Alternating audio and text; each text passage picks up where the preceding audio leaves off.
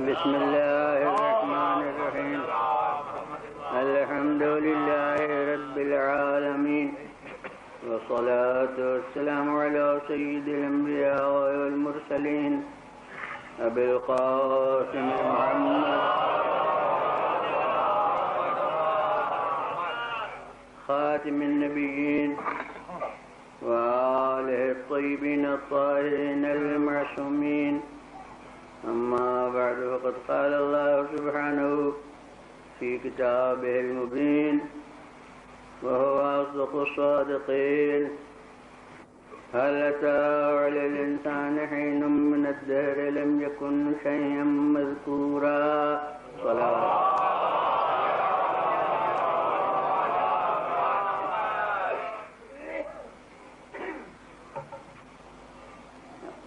آیت محتاج ترجمہ نہیں ہے، اور در حقیقت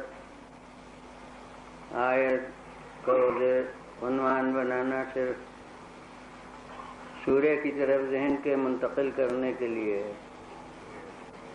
کیونکہ سورہ خود اسی آیت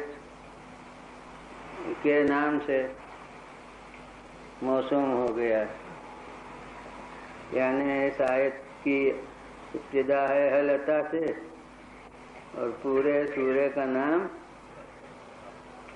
عرف عام میں ہل اتا ہے. یوں تو اصل نام جو پیشانی پر سورے کی لکھا ہوتا ہے وہ بھی اسی آیت کے ایک جز سے ماخوذ ہے، تو وہ نام تو سورہ دہر ہے، مگر سورہ دہر کے نام سے شاید کم لوگ اس سورے کو پہچانتے ہوں، اور سورہ ہل اتا ہی کے نام سے زیادہ لوگ اسے پہچانتے ہیں. تو بس اس سورے کے نازل ہونے کا پس منظر جو شرکائے مجلس کو تقریباً سبھی کو حفظ ہے، لیکن اس کے کیونکہ بعض اجزاء پر تبصرہ کرنا ضروری ہے، لہذا اس کو عرض کرنا کہ یہ سب کو معلوم ہے کہ شہزادے علیل ہوئے حسن و حسین،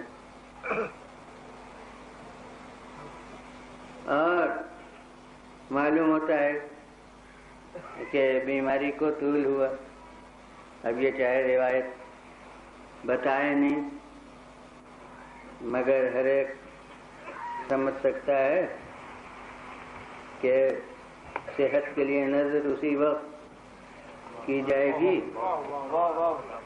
جبکہ بیماری کو ذرا طول ہوا. تو جب بیماری نمایاں طور پر اس میں ہر ایک کو اہمیت محسوس ہوئی، تو امیر المومنین علیہ السلام نے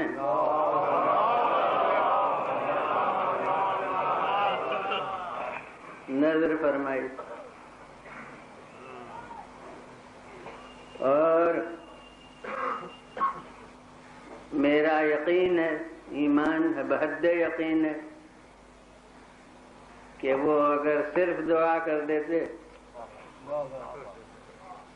تو وہ دعا بھی حصول مقصد کے لیے کافی ہوتی، مگر حقیقت میں ہمیں ایک وسیلہ دعا بتانا تھا کہ بارگاہ الہی میں مطلب براری کا ایک ذریعہ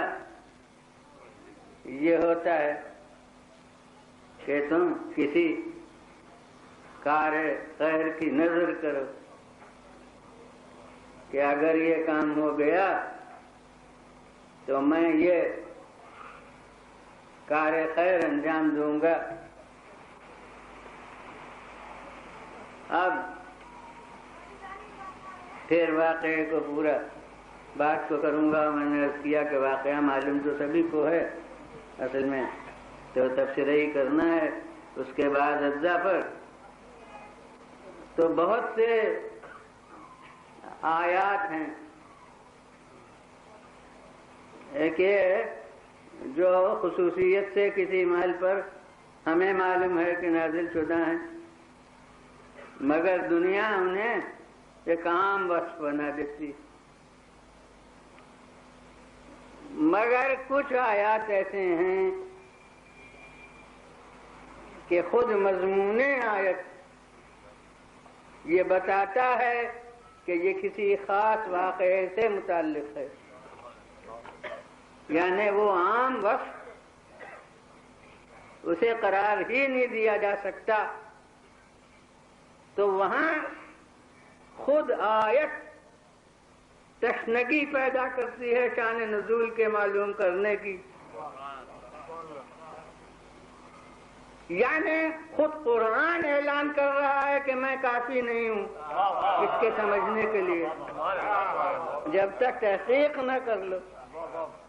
مثلا کسی آیت کو کوئی کہے کہ وہ ایک عام بات ہے، خاص محل پر کہاں نازل ہوئی، لیکن جب قرآن کہہ رہا ہے کہ الیوم اکملت لکم دینکم، آج میں نے تمہارے دین کو مکمل کیا، تو خود قرآن طلبگار بنا رہا ہے کہ اس آج کی تحقیق کرو کہ وہ کون آج ہے.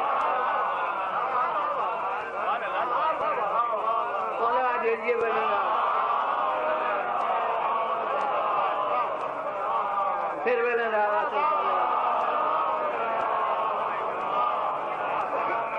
اب کاغذ پر آج لکھا رہے اور پتہ نہ ہو کہ وہ دن کون ہے تو اس آج سے کوئی کیا سمجھے. اس کے معنی یہ ہے کہ قرآن مجید خود مطالعہ تاریخ کی دعوت دے رہا ہے. اب اگر کسی نے الیوم کی پوری آیت حفظ رکھی اور اس آج کو بھول گیا تو مقصد خالق کو بھول گیا.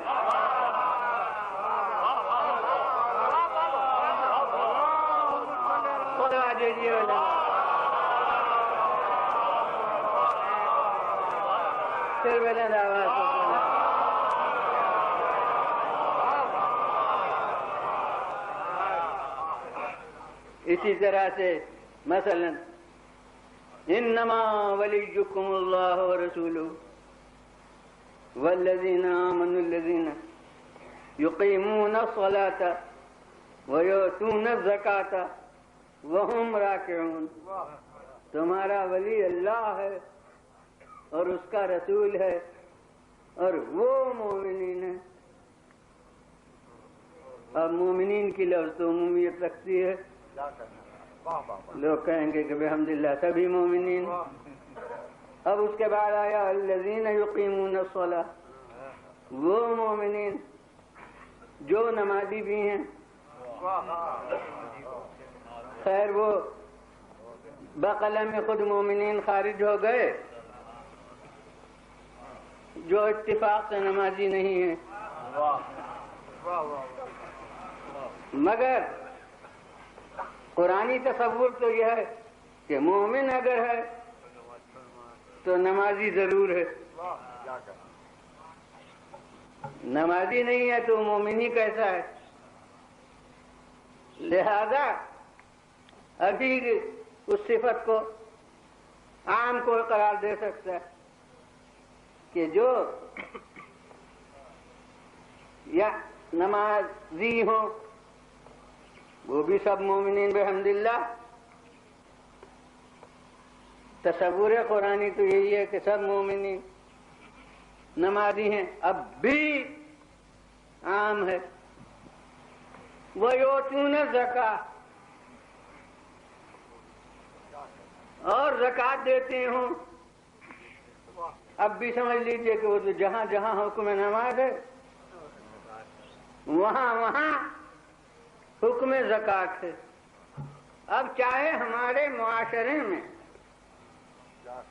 شرائط سب مومنین میں زکوٰۃ کے نہ موجود ہوتے ہوں، اس لیے پابند شرع بھی بہت سے نمازی ہوں اور زکوٰۃ نہ دیتے ہوں، اس لیے کہ وہ شرائط ہی ان میں نہیں ہے۔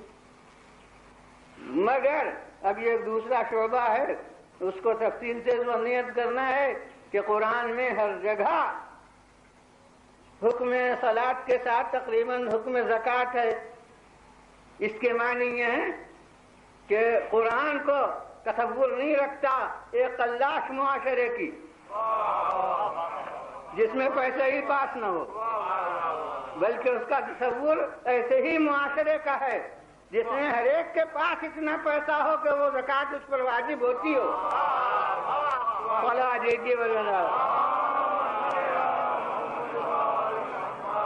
پھر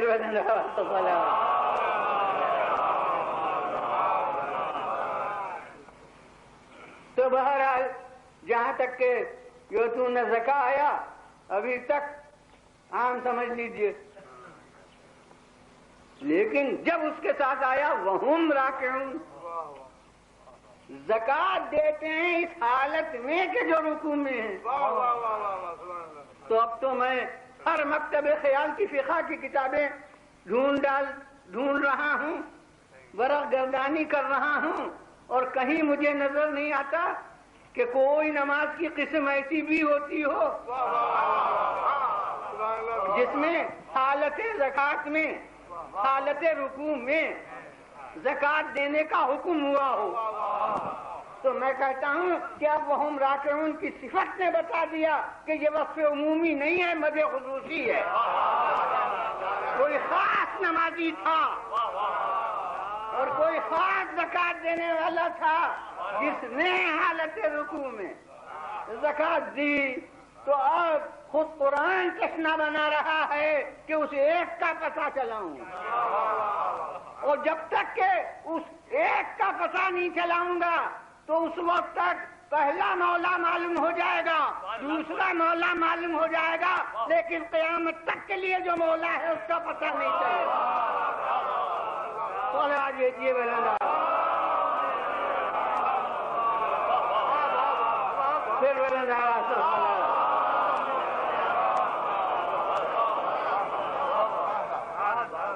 تو خود مضمون آیت بتا رہا ہے کہ حکم عام نہیں ہے بلکہ کوئی خاص ہے جس کے لیے یہ وصف ثابت ہوا ہے، اور اسی کا تعارف مد نظر ہے۔ یعنی اس آیت میں اللہ کا پہچانوانا مد نظر نہ تھا، اس آیت میں رسول کے ولی بنانے کا حکم کوئی نیا نہیں دینا تھا، بلکہ اصل میں وہ آخری جز ہے، اسی کے تعارف کے لیے آیت اتری ہے۔ تو کہیے نام کیوں نہ لے دیا؟ یاد رکھیے کہ بلا طلب کوئی شے ملے تو نظر تغافل ہو سکتی ہے، اور ڈھونڈ کے ملے تو لگا بھیجیے وغیرہ پھر بلند آواز سے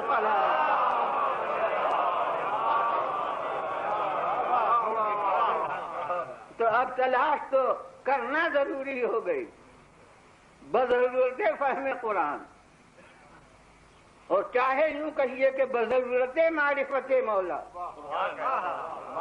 اب تو ضرورت ہو گئی اس شخصیت کے پتہ چلانے کی کہ جس نے یہ غیر معمولی عمل کیا جو جزء قرآن بنا، اور جب تک جزء قرآن نہ بنتا کوئی کہتا کہ حالت رکوع میں زکوٰۃ دینا یہ رجوع قلب کے خلاف ہے، لیکن جس کی نماز ہے وہ اس عمل کو اتنا پسند کر رہا ہے کہ قیامت تک کی ابدی کتاب میں اسے جز بنا رہا ہے۔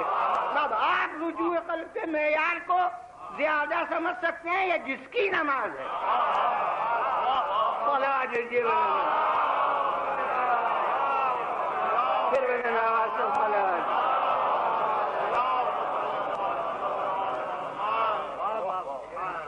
تو اس کے رجوع قلب میں تو کوئی شبہ کی گنجائش ہی نہیں ہے۔ اب جو دیکھا دیکھی آیت کو طلب کرنے کی خاطر یا منصب کے حصول کی خاطر یا اس وحدت میں شرکت کی خاطر انگوٹھیاں دیں تو میں کہتا ہوں کہ پھر انگوٹھی بھی جائے گی، نماز بھی جائے گی۔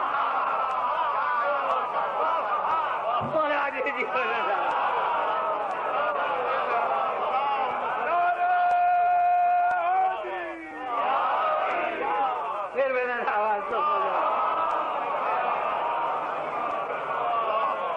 پھر مولا جی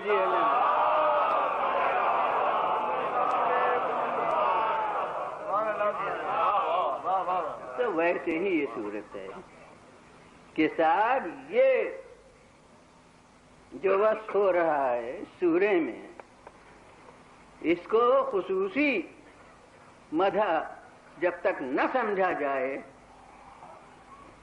اس وقت تک الفاظ قرآن کے سمجھنے میں اطمینان نہیں ہوتا۔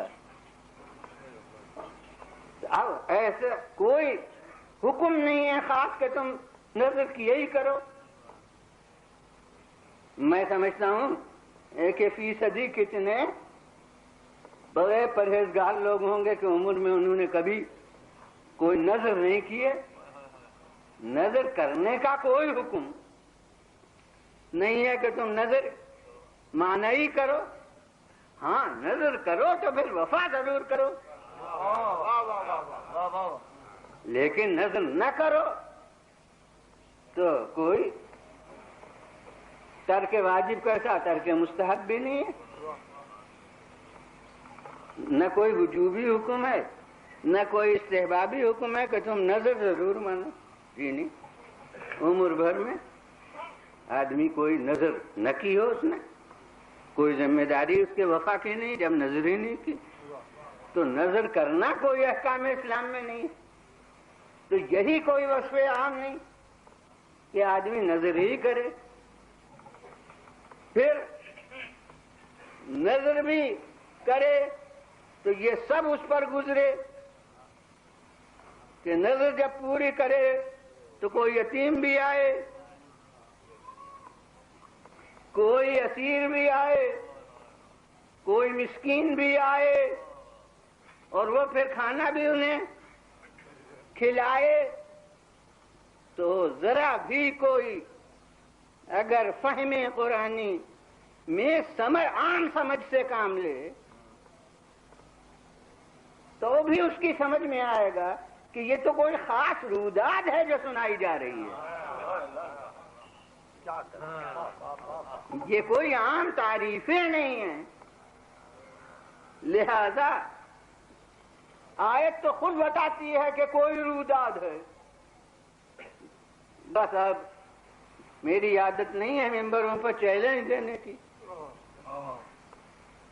مگر اس کو کوئی چاہے چیلنج اپنی لفظوں میں سمجھے، میں لفظ چیلنج نہیں کہتا، نہ کہنے کی خاطر کہہ رہا ہوں، یہ کہنے کو کہ میں یہ لفظ اس کو میں صحیح نہیں سمجھتا ہوں، مگر میں کہتا ہوں کہ صاحب الفاظ قرآنی بتا دے رہے ہیں کہ یہ کسی جماعت کی گزری ہوئی روداد ہے، کسی جماعت کی کسی وقت کی سرگزشت ہے، جسے قرآن اپنی ابدی دستاویز میں پیش کر رہا ہے۔ تو اب دنیا کوئی روداد مجھے سنائے یا جو میں سنا مجھے سنے، اگر کسی کے پاس کوئی دوسری روداد ہو ان آیات کے مرکز کے لیے تو وہ روداد سنائے۔ بہرحال کوئی تو جماعت ہے جس کا یہ وصف خاص ہے اور جس کے عمل کا یہ نقشہ ہے جسے قرآن مجید نے پیش کیا ہے، تو اب دنیا بتائے کہ وہ کون جماعت. اب صرف پیشانی پر مکیہ لکھ دینے سے ذہن ہٹائیے اس منزل سے. تو یہ مکیہ و مدنیہ لکھنا تو آپ کے قلم کی بات تھی.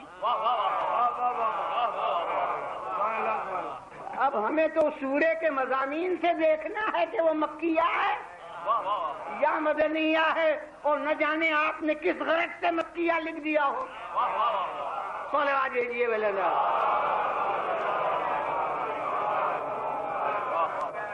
تو ابھی میں جب ان آیات کی تفصیل کروں گا تو وہاں بھی اس مکیہ اور مدنیہ کے متعلق عرض کروں گا کہ بہرحال یہ کوئی جماعت ہے، اور اب اس جماعت کا دنیا پتہ نہیں لے سکتی جب تک کہ اس شان نزول کو یاد نہ کرے. اور اسی لیے مجبوراً علامہ فخر الدین رازی کو بھی اس سورے کی تفسیر میں مجبوراً پورا واقعہ لکھنا پڑا ہے، اس لیے کہ بغیر اس کے الفاظ آیت کا مضمون سمجھ میں نہیں آ سکتا. تو جناب بہرحال ہمیں جو معلوم ہے وہ یہی کہ شہزادے بیمار ہوئے اور ماں باپ نے نظر کی کہ ہم جب یہ انہیں صحت ہو جائے تو 3 روزے رکھیں گے. اصل نظر روزوں کی تھی کہ 3 روزے ہم رکھیں گے. اصل نظر ماں باپ نے کی تھی، لیکن اس خاندان کا ذوق اطاعت وہ ہے کہ بچے بھی شریک ہو گئے، یعنی جو بیمار ہیں بچے وہ بھی شریک. اور میں کہتا ہوں کہ اس گھر میں رہنے کا ذہنی صدقہ یہ ہے کہ عمل کی منزل میں کنیز بھی شریک ہو گئے. اور وہ کون کنیز کہ دنیا کے صاحب اقتدار بھی خواتین ہوئی ہیں، ان کا نام ہمیں یاد نہیں، مگر یہ اس گھر کی کنیز ہے جس کا نام بھی ہمارے لوح دل پر نقش ہے. خداوند عالم نے بچوں کو صحت عطا فرمائی. اب یہ ہم میں سے نظر کرنے والے ہوتے ہوں گے، اور مجھے معلوم ہے ہوتے ہیں، کہ مقصد پورا ہو گیا مگر پھر بھی وفائے نظر میں اب تاخیر ہے. ارے اس وقت تو دل پر بنی تھی، اب وفائے نظر معلوم ہوتا ہے ایک بوجھا ہے جو سر سے اتارنا ہے، اور بسا اوقات نہیں پوری ہوتی منتیں، ڈل جاتا ہے وقت اسی لیٹ العلم میں اور نہیں پوری ہوتی. اور پھر جب نعمت سلب ہو جائے تو شکوہ ہوتا ہے، ارے تم نے اللہ سے اپنا عہد کب پورا کیا تھا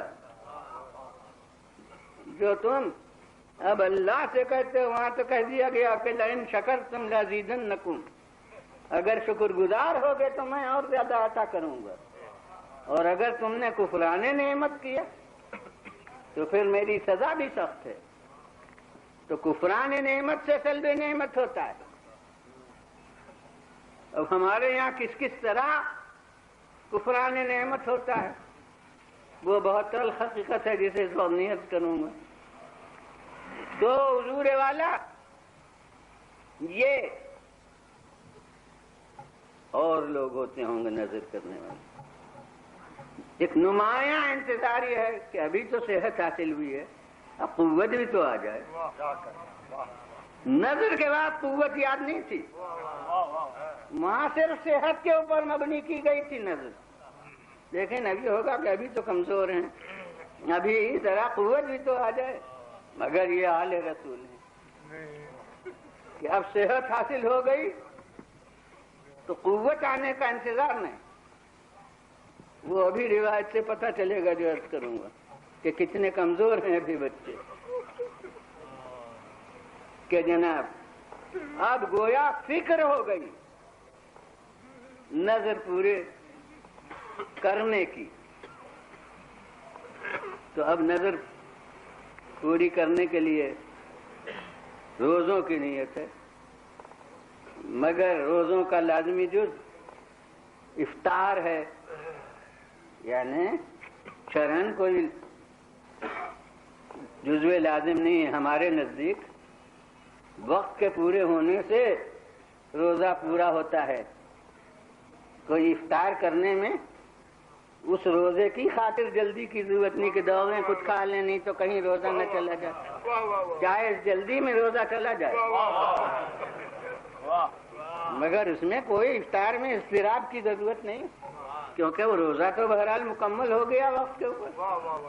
اب یہ حالات ہیں کہ جلدی آدمی افطار کرے یا دیر میں افطار کرے تو وہ ان معنی سے جز نہیں مگر عام نظام فطرت کے لحاظ سے دن بھر ظاہر ہے روزہ رہا ہے تو اب اس کا لازمی جز ہے کہ افطار ہو. تو اب امیر المومنین السلام نے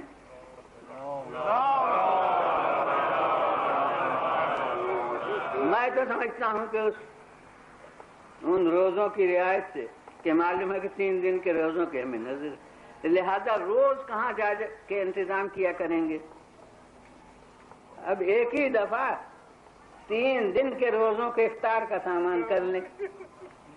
یہ بس مولا نے گویا سہولت عمل اختیار فرمائی. تو اب اس گھر میں جس طرح انتظام ہوا کرتا تھا اس طرح انتظام کیا کہ ایک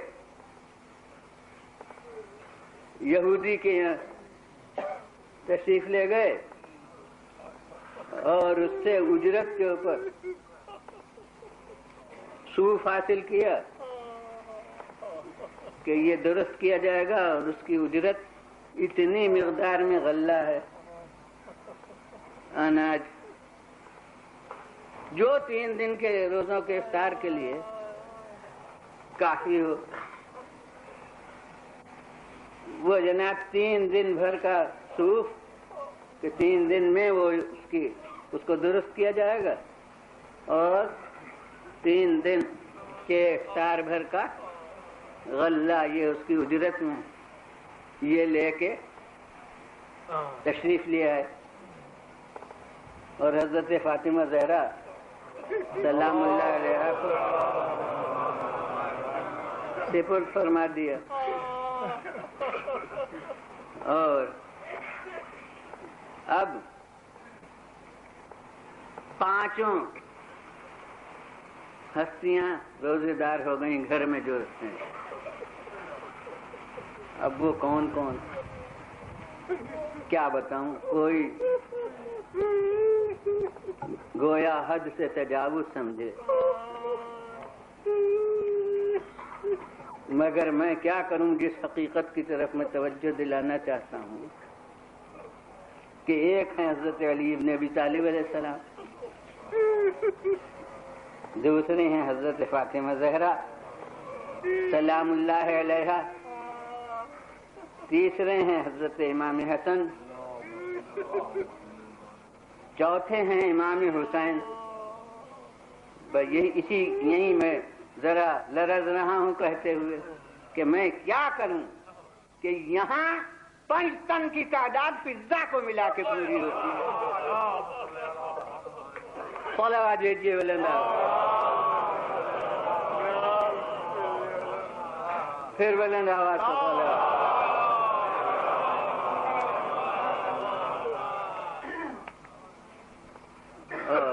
اب یہ 5 روزے دار اور سید عالم کو بھی معلوم ہے کہ یہ 3 روزوں بھر کا کام ہے اور 3 روزوں بھر کی غذا ہے، تو آپ نے صوف کے 3 حصے کیے اور اس اناج کے بھی 3 حصے کیے، اور 1 حصہ صوف کا دن بھر میں تیار کیا اور 1 حصہ اناج کا، جتنی منزلیں اس کے لیے درکار ہیں غذا کی حد تک پہنچنے میں،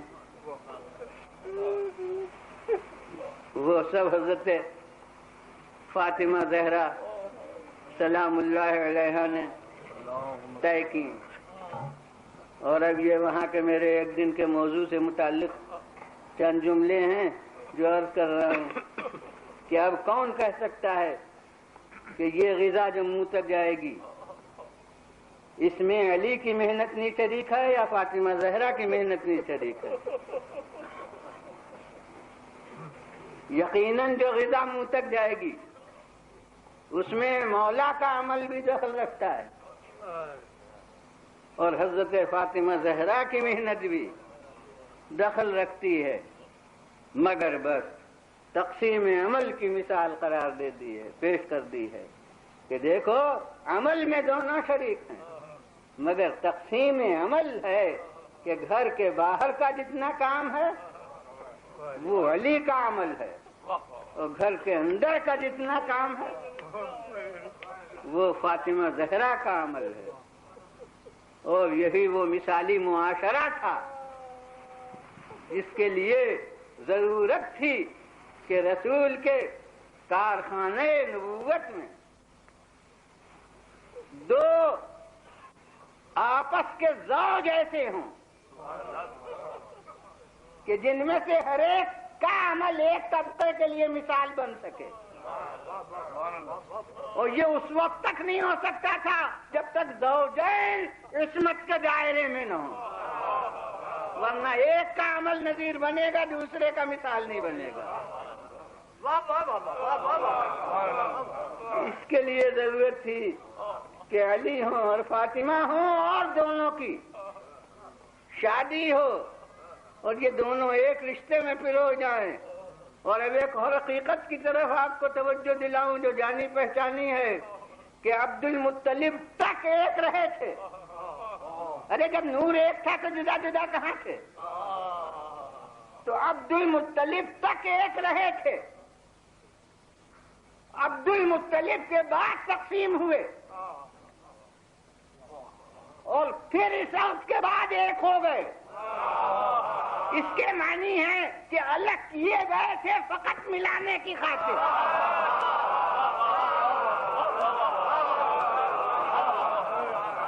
صلوات بھیجیے بلند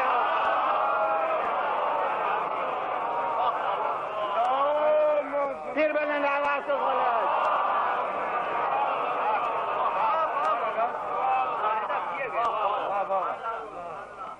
ضرورتاً الگ کیے گئے تھے کیونکہ عبد المطلب کی منزل میں اگر الگ نہ ہوتے تو ان کے آئین شریعت کے روح سے پھر متحد نہیں ہو سکتے تھے۔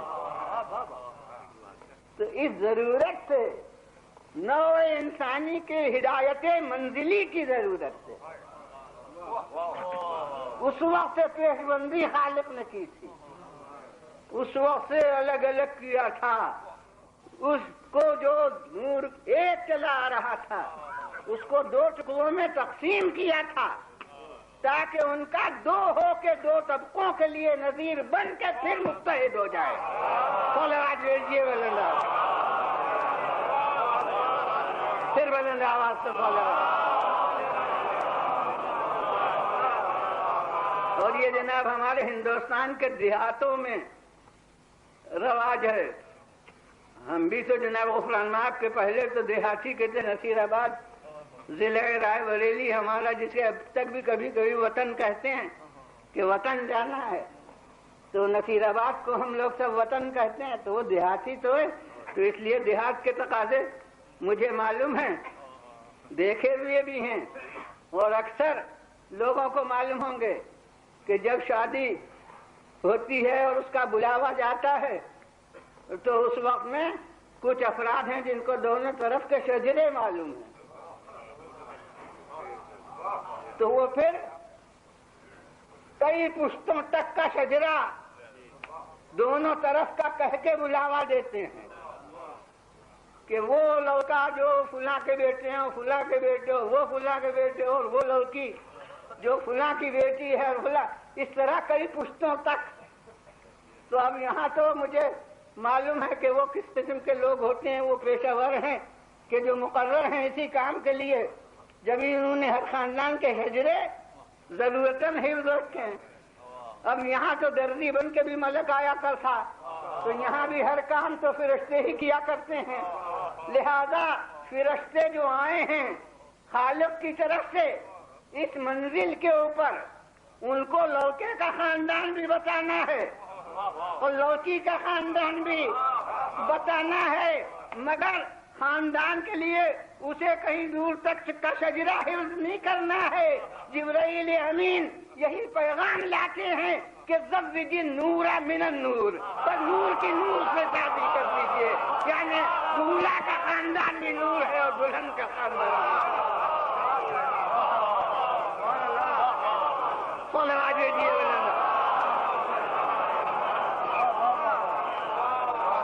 پھر بلند آواز سے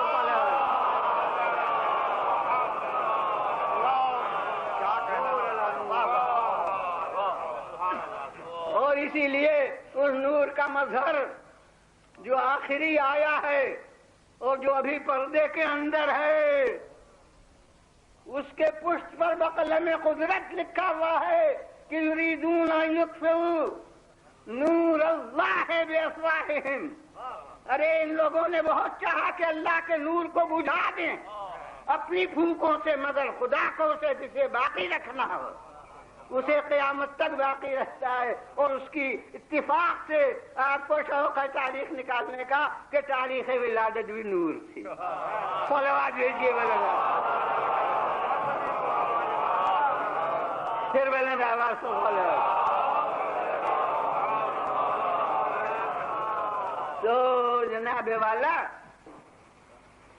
اب وہ حسن اور حسین، خالق نے قرآن میں ایک اور لفظ کے ساتھ دونوں کا پتہ دیا، مرج البحرین یلتقیان، دو دریاؤں کو، وہ فرشتے کی زبان تھی، اس نے نور کہا، اور خالق نے اسے کہا کہ بحر ہے، یہ بھی بحر ہے وہ بھی بحر ہے۔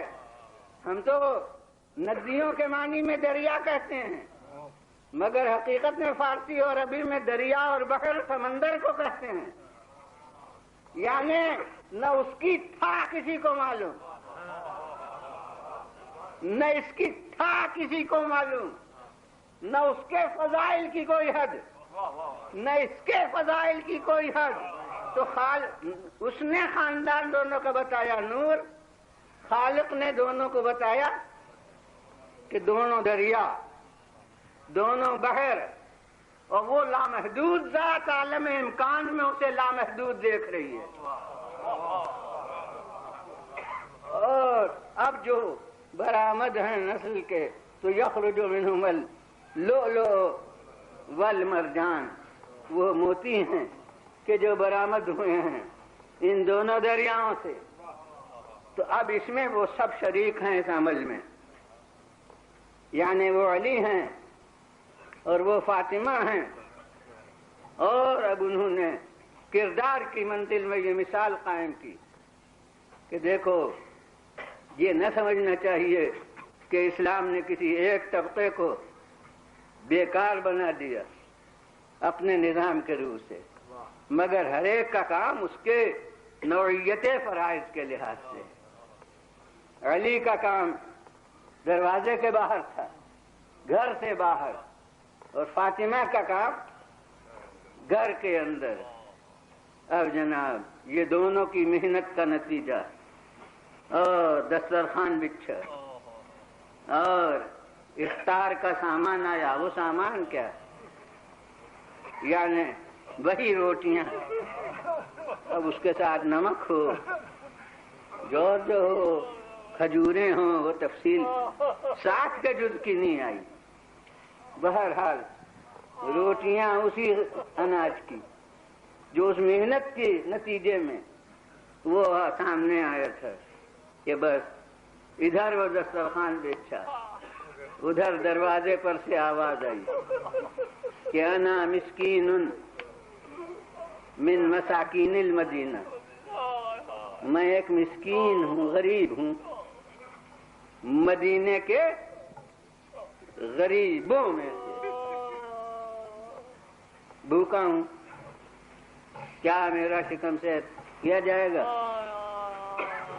بس اب یہ جزیات راوی تھوڑی بتاتے ہیں، یہ بتقاضائے محل جیسے چشم دل سے نظر آتے ہیں کہ علی نے ہاتھ روکا، فاطمہ زہرا نے ہاتھ روکا، حسن و حسین نے ہاتھ روکا، گھر کی کنیز فضہ نے ہاتھ روکا۔ کیا علی نے ایک ایک سے کہا کہ تم بھی اپنی روٹی دے دو، تم بھی اپنی روٹی دے دو؟ میں کہتا ہوں کہ سوال کرنے والا ایک تھا، اپنی شکم پوری کے لیے اس کا پیٹ ایک آدمی کی غذا سے بھر جاتا۔ ایک آدمی سوال کر رہا ہے اپنی شکم پوری کے لیے اور اس کو 5 آدمیوں کی غذا چلی جاتی ہے، تو کیا علی نے ہر ایک سے کہا تم بھی دو؟ ضرورت کیا تھی؟ وہ تو تنہا ان کی روٹی چلی جاتی تب بھی اس کا مقصد پورا ہو جاتا، اس کا سوال پورا ہو جاتا۔ مگر اب شاعروں کی زبان میں کہوں کہ جیسے توارد فکر ہوتا ہے ویسے یہاں توارد عمل ہے۔ جب روح اطاعت میں سب ایک تھے تو منزل عمل میں جدا نہیں ہو سکتے تھے، اب ہر ایک اپنا ہاتھ روک رہا ہے، یعنی ہر ایک چاہ رہا ہے کہ میری روٹی جائے۔ تو اب تو علی مانے خیر ہوتے جو کسی کو روکتے۔ صلوات بھیجیے بلند آواز، پھر بلند آواز سے صلوات۔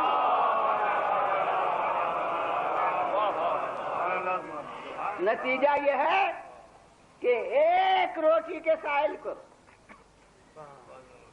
5 روٹیاں گھر کی چلی گئیں اور افطار پانی سے ہو گیا۔ پانی سے افطار کر کے دوسرے دن پھر روزہ رکھ لیا۔ اب صاحبان نظر غور کریں کہ ابھی غلہ موجود ہے، کیا حضرت فاطمہ زہرا معاذ اللہ تن آسانی کے لیے، محنت سے بچنے کے لیے بچوں کا بھوکا رہنا گوارا کر سکتی ہے؟ ارے کون مشکل ہے کہ ابھی اسی غلے میں سے ایک حصہ لے کے اور روٹیاں تیار کر لی جائیں 1-2-4 گھنٹے کی دیر سے؟ مگر نہیں جناب، یہ آئین تب دے رہا ہے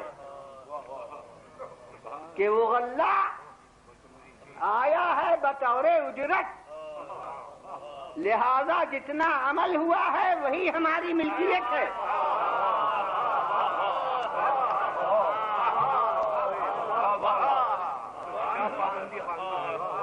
غلہ گھر میں موجود ہے مگر ابھی وہ اپنی ملکیت نہیں ہے، کیونکہ جس عمل کی اجرت میں لایا گیا ہے وہ عمل ابھی وجود میں نہیں آیا، تو اس اجرت کا استحقاق نہیں پیدا ہوا۔ یہ ہے حقوق الناس کی نازک منزل، جسے آل رسول، اور یہی میں بعض لوگوں کے غلط تصورات کے دفعے کے لیے کہا کرتا ہوں کہ لفظ معصوم کہنے یا لکھنے سے دنیا معصوم نہیں مانے گی، کردار کے یہ نمونے پیش کرو کہ دنیا چاہے لفظ معصوم نہ کہہ سکے مگر حقیقت عصمت کی قائل ہو جائے۔ صلوات بھیجیے بلند آواز۔ پھر بلند آواز سے صلوات۔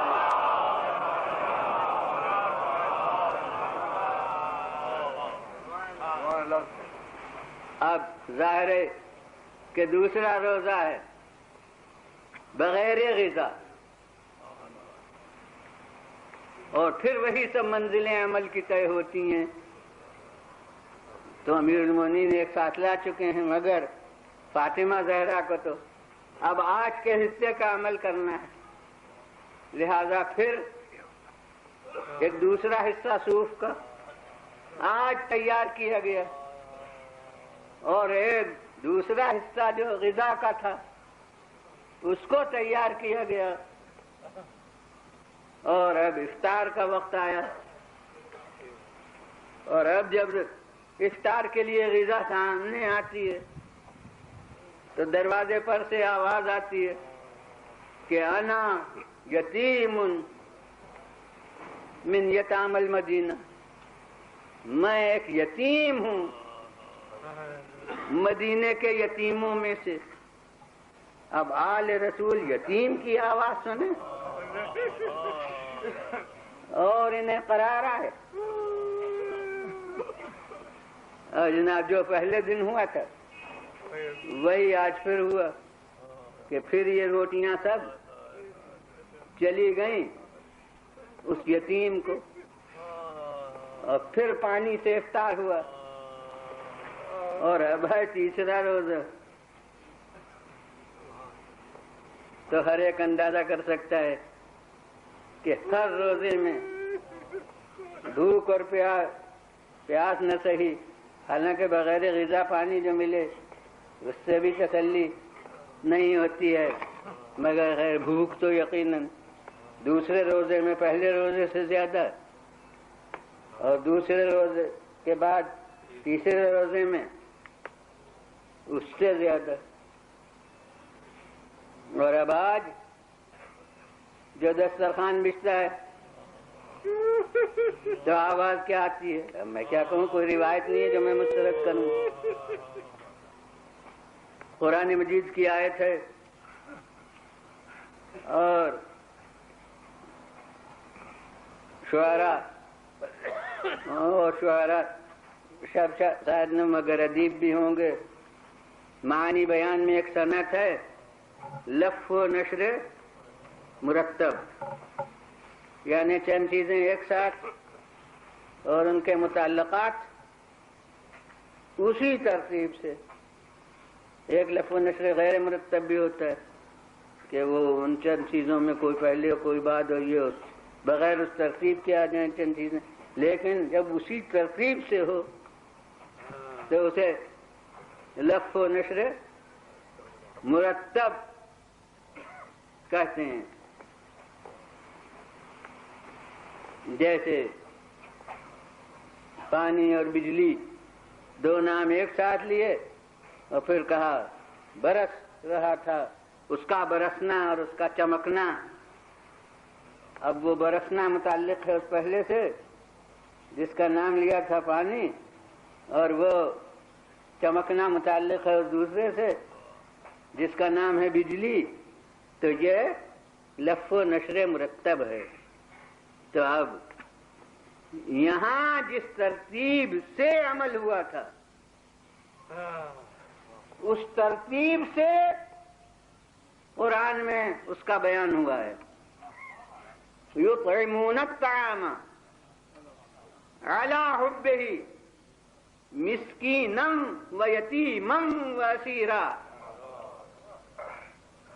خواہش غذا کے باوجود یا اللہ کی محبت کے باوجود، یہ تفسیر میں دو احتمال ہیں کہ اس کی محبت میں یعنی خواہش غذا کے باوجود یا اللہ کی محبت میں کیا ہوتا ہے، یطعمون کھانا کھلاتے ہیں، مسکینا و یتیما و اسیرا، مسکین کو، یتیم کو اور اسیر کو، یعنی جس ترتیب سے ان کا عمل اس ترتیب سے قرآن کا وصف۔ میں کہتا ہوں کہ وہ تو شاعر کے ایک کلام میں مثلا پہلے مصرے میں لف ہوتا ہے، دوسرے مصرے میں نشر ہوتا ہے، یہاں میں دیکھتا ہوں کہ لفظ ہے قرآن ناطق کے عمل میں اور نشر ہے قرآن صامت کے اوراق پر. صلوات دیجیے وزن.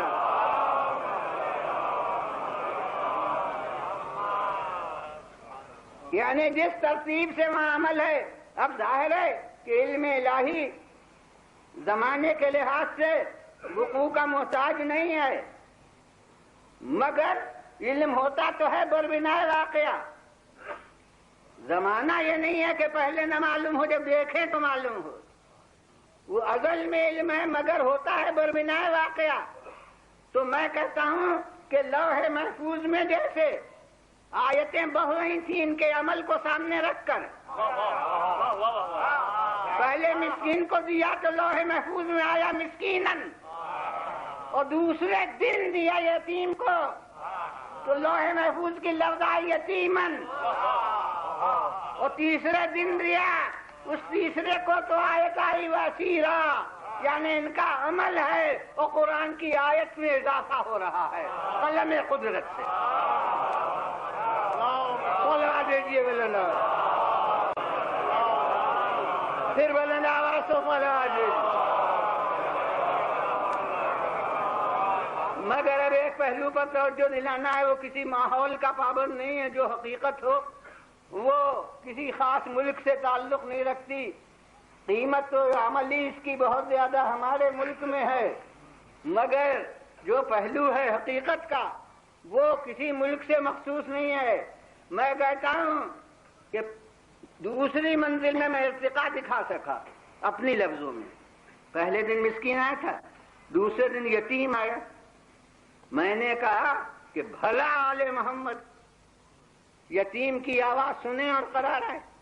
یہ بھلا کی لفظ سے میں نے ترقی دکھلائی کہ مسکین کی آواز پر خیر ہو سکتا تھا کہ قرار آ جائے، مگر یتیم کی آواز پر اور قرار آئے یہ ناممکن ہے. اور اب تیسری لفظ جو ہے اسیرن، اب یہ کچھ لوگ تو واقف ہوں گے، بہت سے نقطہ رس مفسرین نے اس پہلو پر توجہ کی ہے جو میں عرض کر رہا ہوں. بعض لوگ زیادہ وہ ہوں گے جن کے ذہن میں یہ نہ ہو جو عرض کر رہا ہوں، تو اب تحقیق کریں کہ اسیر ہر قیدی کو نہیں کہتے. اسیر کہتے ہیں قیدی جنگ کو، جنگ کے قیدی کو اسیر کہتے ہیں. اور اب مسلمان بتائیں کہ زمانہ رسول میں قیدی جنگ کیا مسلمان ہو سکتا ہے؟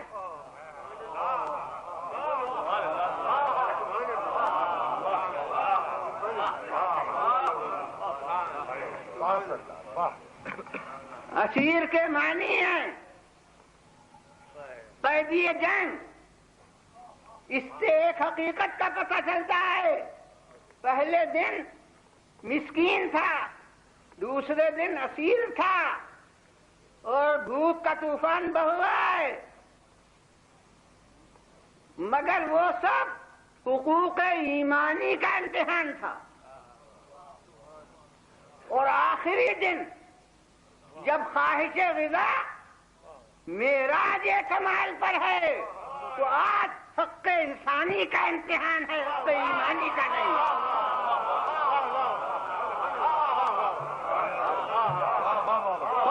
جی بولنا، پھر بولنا آواز سے صلوات.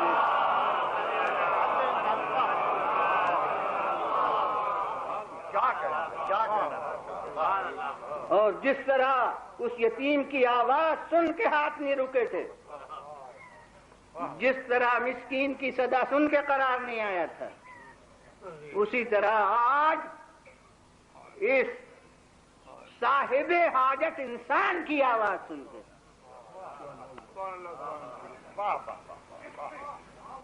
ہاتھ نہیں رکے. فوراً انہوں نے اپنی روٹی بڑھائی. انہوں نے جو پہلے دن ہوا تھا وہی دوسرے دن ہوا تھا، جو دوسرے دن ہوا تھا وہی تیسرے دن ہوا. اب الفاظ قرآنی دیکھیے. اچھا اب ابھی تو الفاظ قرآنی آئے نہیں ہیں، اب روزے تو پورے ہو گئے، یعنی نظر کی وفا ہو گئی. اب چوتھا دن ہوا تو روزہ تو آج نہیں ہے مگر غذا بھی تو ابھی نہیں ہے. ارے وہ تو 3 دن کا انتظام ہوا تھا. اور اب یہ انتظام قدرت دیکھیے، مشیت ربانی دیکھیے کہ باوجود کہ اکثر رسول اللہ روز آتے تھے خانہ سیدہ میں، لیکن یہ 3 دن ایسے گزرے، یوں کہوں کہ عمل جب تک راہ امتحان میں رہا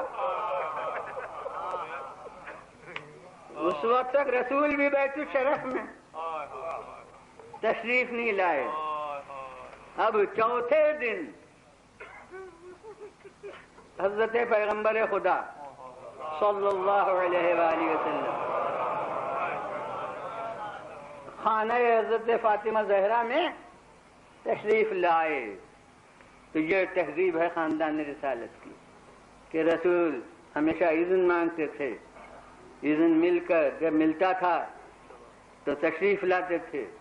اور اب جو ہی رسول آئیں گے تو جتنے افراد خانہ ہیں سب تعظیم کو کھڑے ہوں گے.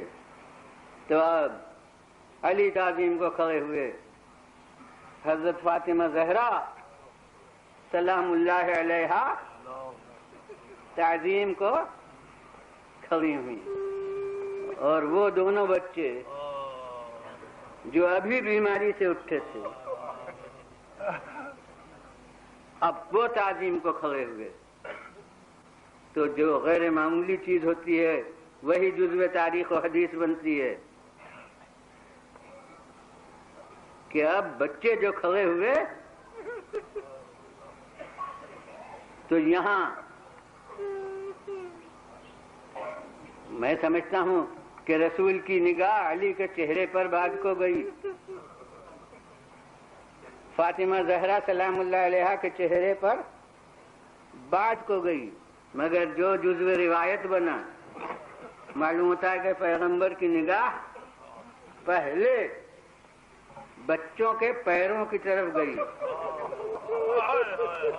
تو روایت نے، حدیث نے یہاں اب تشبیہ کے لحاظ سے بعض وقت مرقع کشی کے لیے اس میں قید نہیں کہ کون سی چیز جو زیادہ ذہن کو قریب لا سکے. جیسے امیر المومنین نے فرمایا تھا یوں پیچھے پیچھے چلتا تھا جیسے اونٹنی کا بچہ اونٹنی کے پیچھے چلتا ہے. تو اب یہاں مورخ کو مثال ڈھونڈنا تھی، ریاروی کو مثال ڈھونڈنا تھی. تو وہ یہ جزو روایت آیا کہ بچے جو کھڑے ہوئے تو اس طرح سے قدم ان کے تھرا رہے تھے جیسے چوزے مرغ جو ابھی پیدا ہوا ہو اس کے قدم تھراتے ہیں. تو اب ظاہر ہے کہ باہر کا راوی اس نے یا رسول سے سن کے روایت بیان کی ہے یا گھر کی کسی اور فرد سے سن کے، تو وہ محسوس نمایاں جو چیز تھی ضعف کی، کمزوری کی، وہ حسن و حسین کے قدموں کے اوپر نظر تاریخ کی پوری کہ اس طرح تھرا رہے تھے قدم. اور اب رسول نے سب کے چہرے کو دیکھا، ایک خاص اثر محسوس ہوا. اور اسے بہت دفعہ کہتا رہا ہوں کہ وہ علم نبوت اور علم امامت الگ چیز ہے، لیکن عام نظام یہی تھا کہ بات پوچھی جاتی تھی، سوال کیا جاتا تھا. تو اب رسول اللہ نے کہا یہ کیا کیفیت ہے، یہ کیا عالم میں دیکھ رہا ہوں. تو اب امیر المومنین علیہ السلام نے گویا پیغمبر کے علم نبوت کا حوالہ دیا. تو حضور خدا اور رسول کو زیادہ معلوم ہے، ہم کیا عرض کریں.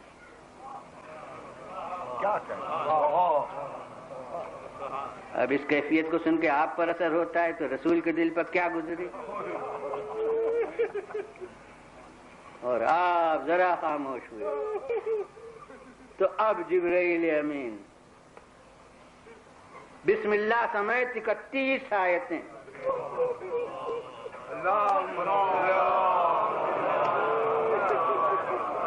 سورہ دہر کی لیے ہوئے آئے. کیا بلندی ہوتی ہے اگر یہ اپنے عمل کی رودات سناتے. صلوات بھیجیے مولانا. پھر مولانا اور صلوات. اور بس قرآن مجید کے ایک حرف ہوتا ہے کہ اس پر بعض لوگ غور نہیں کرتے. یاد رکھیے کہ نظر تو تھی روزوں کی. یہ اطعام جو تھا جزو نظر نہیں تھا. یہ تھوڑی منت مانی تھی کہ ہم یتیم کو بھی دیں گے. اسے قرآن مجید کی ایک لفظ بتا رہی ہے کہ اس کردار کی مرقع کشی کے لیے جو آیتیں اتنی وہ دونوں ملا کے پڑھیے. یوفون بالنذر ویخافون یوما کان شرہ مستطیرا ویطعمون الطعام. اگر کھلانے کی نظر ہوتی تو درمیان میں یہ واو نہ آتا. نظر پوری کرتے ہیں اور پھر ہوتا کہ کھانا کھلاتے ہیں. یعنی یہ کھانا کھلانا بیان وفائے نظر ہوتا. مگر چونکہ وفائے نظر تو روزوں سے ہو گئی تھی. یہ فاضل عمل تھا وفائے نظر کے آگے. لہذا واو درمیان میں آیا کہ وفائے نظر کرتے ہیں یہ ایک کام ہے. وَيُطْعِمُونَ الطَّعَامَ اور کھانا کھلاتے ہیں اس کی خواہش کے باوجود یا اس کی محبت میں یتیم کو اور مسکین کو اور یتیم کو اور اسیر کو. تو یہ اس نظر کی تکمیل تو روزوں سے ہوئی تھی اور یہ مزید فاضل عمل ہے. اس کے اوپر ایک نتیجہ مرتب کرنا ہے مجھے یا قرآن مجید کی آیت سے ایک استفادہ کرنا ہے. اس کی وجہ سے آپ کو اس پر متوجہ کیا ہے. یطعمون الطعام علی حبہ ویطعمون الطعام اور کھلاتے ہیں اس کی محبت میں یتیم اور اسیر و مسکین کو. انما نطعمکم لوجہ اللہ لا نريد منکم جزاء ولا شکورا. ارے یہ ہم تمہیں کھلاتے ہیں ہم تمہیں کھلاتے ہیں صرف اللہ کی رضا کے لیے. نہ تم لوگوں سے جزا چاہتے ہیں نہ تم لوگوں سے شکر گزاری چاہتے ہیں. عام تصور یہ ہے کہ انہوں نے کہا یہ مگر کیا انہوں نے کہا یہ وہ سب اجتماعی طور پر کب آئے تھے جو جمع کے صیغوں سے کہتے انما نطعمکم ہم تم لوگوں کو کھلاتے ہیں. وہ لوگ کب آئے تھے؟ وہ تو ایک دن ایک عدد مسکین تھا ایک دن ایک عدد یتیم تھا ایک دن اسیر تھا تنہا. وہ اجتماعی طور پر کبھی آئے ہی نہ تھے. تو اب کیا ہے ہم تمہیں کھلاتے ہیں صرف اللہ کی رضا کے لیے. نہ تم سے جزا چاہتے ہیں نہ تم سے شکریہ چاہتے ہیں. اور ماشاءاللہ نقطہ رس لوگ ہیں افراد ہیں کہ جس کو دیا جائے اس سے یہ کہا جائے تو اس میں بلندی بھی نہیں رہتی. ارے اس سائل سے کہا جائے کہ نہ تم سے جزا چاہتے ہیں اور نہ تم سے شکریہ کہتے ہیں. ہم میں سے کوئی سائل کو دینے والا تو یہ کہے گا نہیں. آل رسول سائلوں سے کہتے تو سائل کب ایک دم سے آئے ہی نہ تھے. نہیں یہ زبان سے نہیں کہا تھا یہ ان کے دل کی صدا تھی جسے خالق نے اپنے الفاظ میں جزو قرآن بنا کے اتار دیا. اور میں کہتا ہوں کہ گفتار و کردار اور نیت کا معصوم ہونا، اس سے بڑھ کے کیا ہوگا کہ نیت ہو بشر کی اور کلام بن جائے اللہ کا۔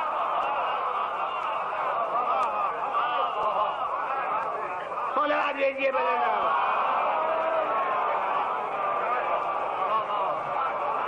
پھر بلند آواز سے صلوات۔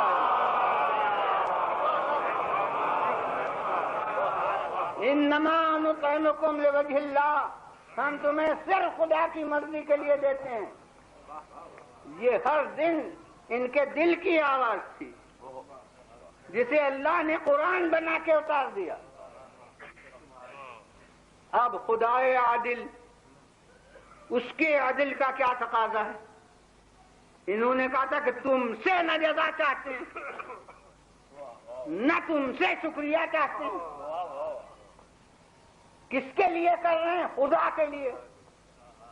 تو خدا نے کہا کہ وہ بھلا تمہیں جزا کیا دیتے؟ ارے تم نے ہماری خاطر سے کیا تھا۔ دو لفظیں تھیں تمہارے یہاں، تمہاری نیت میں، کہ نہ تم سے جزا چاہتے ہیں اور نہ تم سے شکریہ چاہتے ہیں۔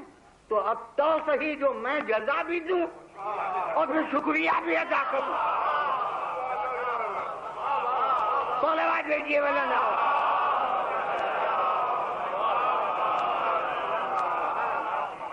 پھر بلند آواز سے صلوات۔ اور یہ تو ایک پہلو ہے، اور دوسرا پہلو جس کے لیے میں نے کہا تھا کہ وفائے نظر روزوں سے ہو گئی تھی، جبھی وہ واؤ بھی چنایا، یہ جزو وفائے نظر نہ تھا۔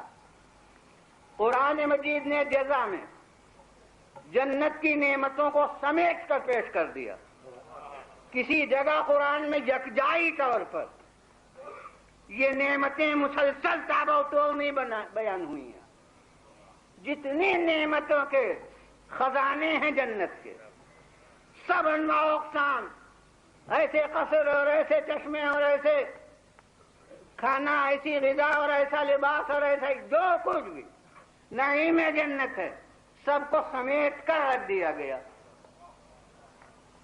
مگر قرآن نے پہلے ہی کیا کہا تھا ان نعمتوں کے ذکر کے وقت کہ جزاہم بما صبروا، اللہ نے ان کے جزا دی ان کے صبر کی۔ اب علماء سے دیکھیے فاستعینوا بالصبر والصلاۃ، مدد حاصل کرو صبر اور صلاۃ سے۔ بظاہر بے جو ہے، صلاۃ سے اور صبر کا کیا ذکر ہے؟ صبر اور صلاۃ سے۔ تو علماء کہتے ہیں کہ صبر نام ہے روزے کا، روزے کا نام ایک صبر ہے، فاستعینوا بالصبر والصلاۃ، یعنی صوم و صلاۃ۔ تو روزے کا نام ہے صبر۔ خالق نے کہا جزاہم بما صبروا، اللہ نے جزا دی ان کے صبر کی، یعنی جتنے نعیم جنت ہے سب تو ان کے روزوں کے صلے میں چلی گئی۔ جتنے نعمات جنت ہیں سب روزوں کے صلے میں چلے گئے، اور عمل کا ایک شعبہ ان کے باقی ہے۔ وَيُطْعِمُونَ الطَّعَامَ، تو چاہے خدا، تو کیا خدائے عادل عمل کی منزل کو اپنی جزا سے کم رہنے دے؟ وہ ہوگا ظلم۔ مگر نعمت کا یعنی جزائے جنت کا پورا سرمایہ صرف ہو گیا صوم کے مقابلے میں جو انہوں نے روزے رکھے، اور ایسے روزے یعنی بغیر افطار، یہ جو روزے رکھے ان کے جزا میں پوری جنت جو تمام جزا کا سرمایہ ہے وہ ختم ہو گیا۔ تو اب وہ جو ان کا عمل باقی ہے وہ کہاں سے آئے جس کے لیے جزا؟ تو عادل خدا نے اب آخر میں کہا کہ ان ھذا کان لکم جزاء، اور جو ترجمہ میں کر رہا ہوں بے سمجھے نہیں، یہ نہیں کہا کہ ان ھذا جزاؤکم، یہ تو تمہاری جزا ہو گئی، جی نہیں، ان ھذا کان لکم، ارے ابھی تک یہ غیبت کے صیغے تھے کہ انہیں جزا دی، انہیں جزا دی، اب خالق کی نظر کرم خود ان کی طرف متوجہ ہے کہ انہیں سب دے کر وہ کہہ رہا ہے کہ ان ھذا کان لکم، یہ تو تمہاری کچھ جزا ہو گئی، یہ اس تنوین سے جو جزان پر ہے، تنوین ہوتی ہے قلت کے لیے، اس کی نظیر قرآنی رضوان من اللہ اکبر، اللہ کی ذرا سی مرضی بڑی سے بڑی چیز ہے، تو یہ ذرا کے معنی اس تنوین سے پیدا ہوئے ہیں۔ اب یہاں وہی تنوین ہے، یہ نہیں کہ یہ تمہاری جزا ہے، یعنی ان ھذا کان لکم جزاء، یہ تو تمہارے لیے کچھ جزا ہے، اس کے معنی ہے کہ تمہارے عمل کی پوری جزا تو اب بھی نہیں ہوئی، یہ تو تمہارے لیے کچھ جزا ہے، اور اب جو عمل کا پلہ ابھی گڑا ہے تو لو کان سعیکم مشکورا، تمہاری سعی ہمارے نزدیک لائق شکریہ بھی ہے۔ خدا دیجیے بلند، پھر بلند آواز سے بولا،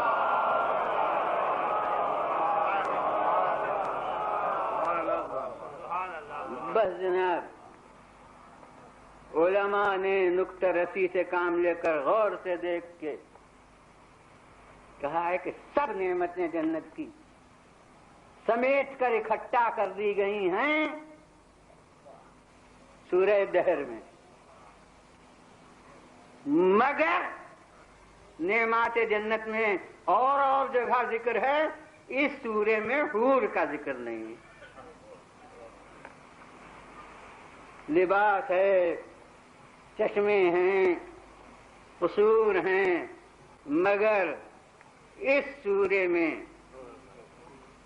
حور کا ذکر شروع سے آخر تک کہیں نہیں ہے، تو اس کے لیے سوچا تو یہی سمجھ میں آیا ہے کہ چونکہ صاحب کردار افراد میں فاطمہ زہرا بھی ہیں،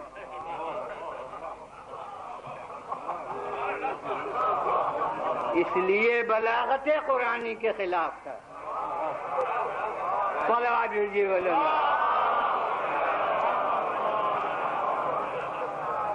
پھر بلند آواز سے بولو۔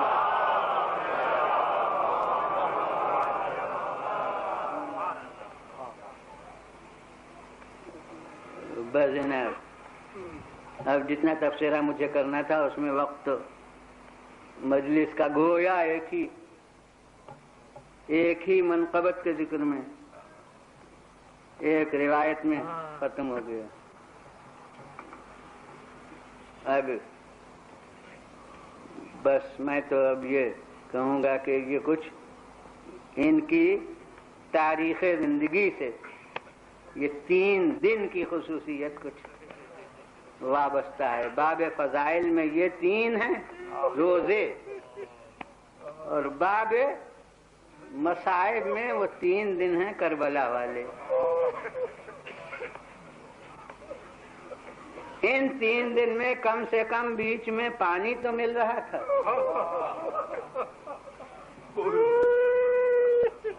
اور وہ 3 دن جو کربلا والے ہیں اس میں تو تاریخ نے جو محسوس کیا ہے وہ تو پانی ہی کی نایابی ہے، یعنی غذا کا ذکر ہی تاریخ کا جز نہیں ہے۔ وہ حضرت زینب نے اپنے مرثیے میں کہا ہے کہ مات اخی جائع، مات اخی عطشانا، ارے میرا بھائی دنیا سے بھوکا گیا، میرا بھائی دنیا سے پیاسا گیا، ورنہ کربلا میں ہمیشہ نام بھی پیاسی کا لیا گیا، بچوں نے بھی صدائے العطش بلند کی، ہائے پیاس۔ اور میدان جنگ میں تقریریں جو ہوئیں ان میں بھی پیاس ہی کا ذکر، مولا نے بھی ہمیشہ یہی کہا کہ پیاسا ہوں، بھوک کا نام کسی نے نہیں لیا۔ اسے ہمارے علماء میں آغا شیخ جعفر شوستری نے جو مجتہد تھے، مگر انہوں نے بیان مصائب کو شروع کیا، مجتہد ہونے کے ساتھ ذاکر ہونے کی ابتدا انہوں نے کی، صاحب خصائص، اور اتنی جلیل القدر ہستی تھی کہ جس شب کو وفات ہوئی ہے تو آسمان پر تلاطم لوگوں نے محسوس کیا، یعنی قیامت برپا تھی ستاروں کے ٹوٹنے کی۔ یہ بس کلینی کے سال وفات میں ہوا تھا، سن 329 ہجری میں، مصنف کافی، اس کا نام ہو گیا سنۃ تناثر النجوم، وہ سال جس میں ستارے بکثرت ایک رات کو ٹوٹے تھے۔ اور ایک یہ جناب شیخ جعفر شوستری کی جس رات کو وفات ہوئی، اس رات آسمان پر تلاطم برپا تھا، یہ سن 1303 ہجری کا واقعہ۔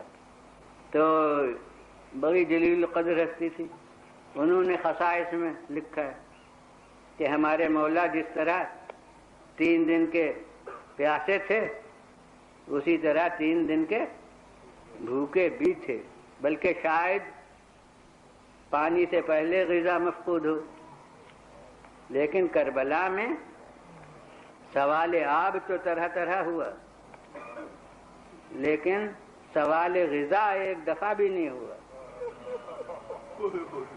ان کا بات یہ ہے کہ انتہائی مصیبت کے باوجود بھی حسین کا کیا ذکر، ان کا کوئی بچہ بھی عزت نفس کی منزل سے نیچے نہیں اترا۔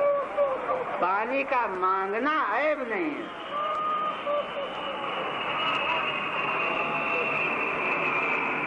آدمی راہگیر راستے میں پیاسا ہو تو اجنبی سے بھی پانی مانگ لیتا ہے۔ پانی کا مانگنا ذلت نفس نہیں ہے، مگر سوال غذا یہ بلند نفوس کی شان کے خلاف ہے۔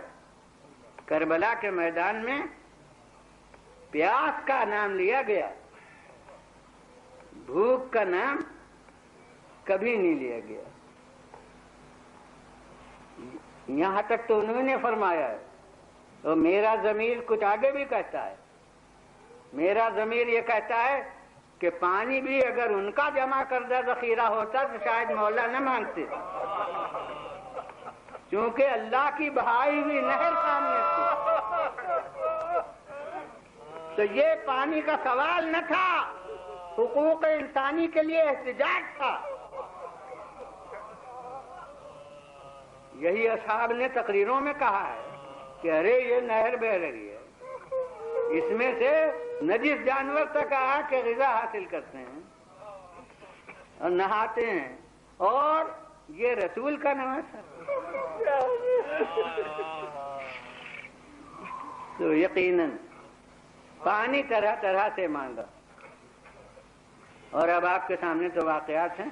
میں کہتا ہوں کہ پانی مختلف طرح مانگا، لیکن جس طرح مانگا وہ ہمیں معلوم ہے۔ یہ کہا کہ تمہارے نبی کا نواسا ہوں اور پیاسا ہوں، یہ کہا کہ علی و فاطمہ کا بیٹا ہوں اور پیاسا ہوں، ارے یہ کہا کہ تمہارا بلایا ہوا مہمان ہوں اور پیاسا ہوں، مگر یہ ایک دفعہ بھی مولا نے نہیں کہا کہ میں نے تمہیں پانی پلایا تھا، اس لیے کہ احسان کر کے یاد دلانا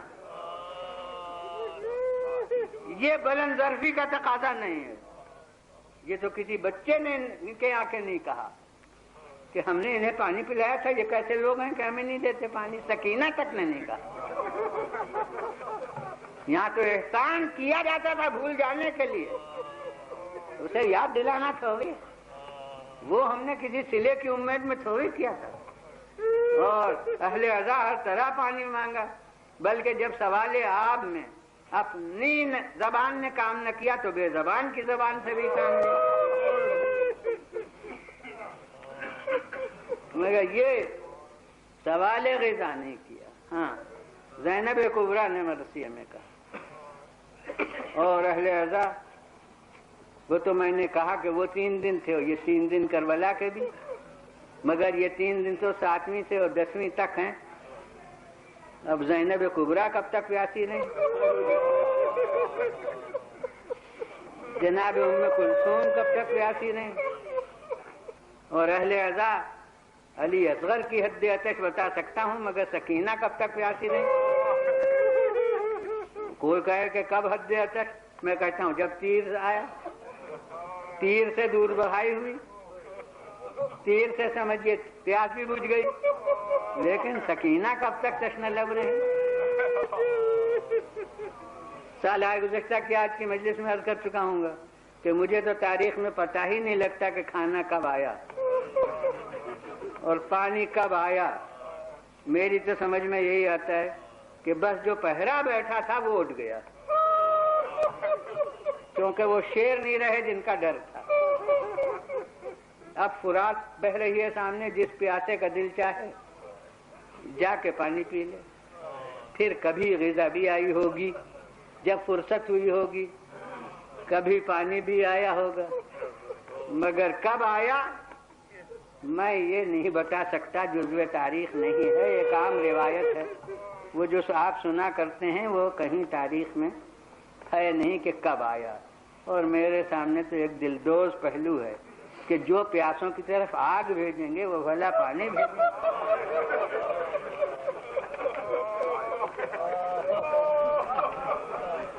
تو کسی وقت آ گیا ہو پانی۔ سال گزشتہ تو یہی شب کے حال پر میں نے شاید ختم کی تھی مجلس۔ اب آج تو 11 محرم کی تاریخ ہے، اور 11 محرم میں کہتا ہوں بڑے قیامت کا دن ہے۔ کوئی کہے کہ کیا عاشور سے زیادہ قیامت ہے؟ میں کہوں گا کہ میرے نزدیک ایک پہلو سے زیادہ قیامت ہے، وہ یہ کہ عاشور کے دن سے سب کچھ ہو گیا تھا مگر شہزادیاں قید نہیں تھیں۔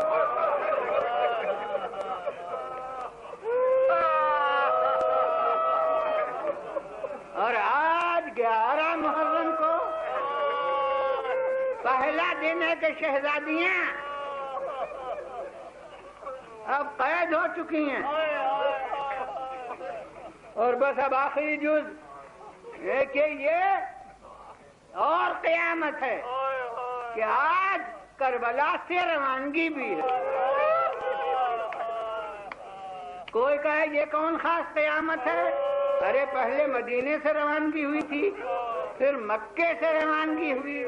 میں کہتا ہوں ہاں، میں نے بھولے سے نہیں کہا ہے، بے شک مدینے سے بھی روانگی ہوئی تھی، بے شک مکے سے بھی روانگی ہوئی تھی، مگر وہاں سے مسافر چلے تھے، آج لے جائے جا رہے ہیں۔